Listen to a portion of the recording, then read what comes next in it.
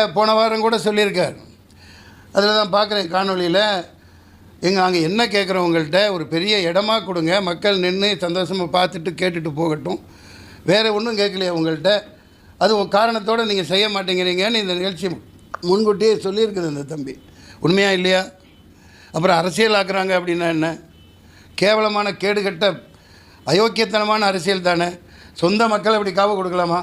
சொந்த மக்களை சொந்த ஊர்க்காரங்களை காவு கொடுத்துட்டு நல்ல வேஷம் போட்டுட்ருக்காங்க. அவரோட வளர்ச்சி பிடிக்காமல் அவர் எதுக்கணுன்னா, நீ கொள்கை ரீதியாக எதிர் கூட்டம் போட்டு அவருக்கு பதில் சொல்லு. பைத்தியக்காரனே, போலீஸ்காரன் துரத்தி விட்றான், இங்கேருந்து போங்க, இப்படிலாம் ஆயிடுச்சுங்களா. எல்லா நாடகமும் அவங்க நடத்துகிறாங்க. இங்கே பாரு, அந்த சொல்கிறதுக்கு தானே இந்த திட்டமே. துரத்தி விட்டு போட்டு அடுத்த நிமிஷம் இவங்களால வர முடியுதுல்ல.